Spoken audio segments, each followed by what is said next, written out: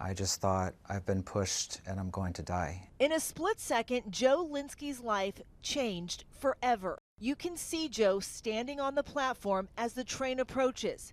That's when a man in a dark jacket walks by and suddenly turns, pushing Joe into the path of that oncoming train. And the next thing I knew, I was flying through the air, and I saw the two lights of the train in my face, and I could make out the shape of the conductor, and then I crashed into the tracks, and I smacked my head open on the ground. At the point that you're laying on the tracks, do you realize that the train's coming? It happened in a flash. When I was midair, I knew that I had been pushed. While he survived the initial push, the 45-year-old knew he wasn't out of danger. The third rail, explain it for people who aren't New Yorkers. Why is that so dangerous? So there's a third rail that runs along the entirety of the MTA system. It's the electrified rail.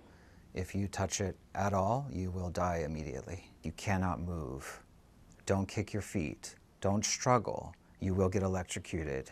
You will die. So you're screaming for help. I am. A woman did start responding to me about 90 seconds in, and she tried to keep me calm. Joe says after about 4 minutes, he could hear the sirens coming.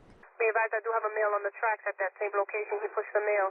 So the male's under the train right now. 4 minutes is an eternity under a train. It sure felt like it. As the sirens were approaching, I closed my eyes, because then I guess I felt kind of safe that help had arrived. And they dragged me a few feet to the opening between the two subway cars, and they told me to raise my hands above my head, and two firefighters on the platform pulled me up onto the platform, and I heard my ribs crack.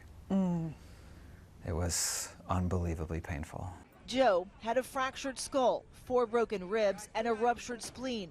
But to everyone's amazement, Joe had survived. He's alive! I can't thank all of them enough, and especially John and Jonathan, for getting me out from underneath that one train. When you were pulled off that track, you asked about one thing. My dog Leo, he's 16, he's a dachshund, he's a rescue. So I looked at the firefighters and I said, I know I'm really, really hurt. I'm hurt really bad, but you need to help me get to my dog.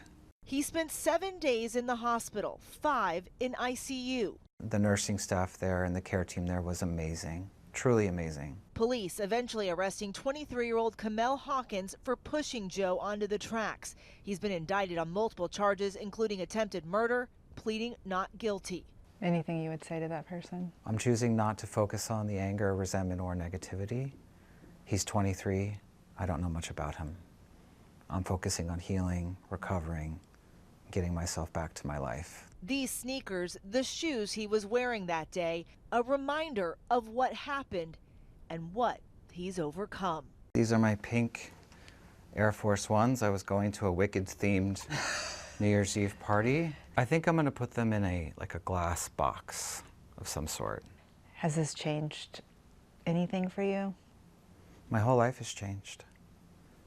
Yes. It's a powerful reminder that this can all be taken away from you at any moment, and you have to keep going. Life is too short, and I'm going to keep going. Absolutely.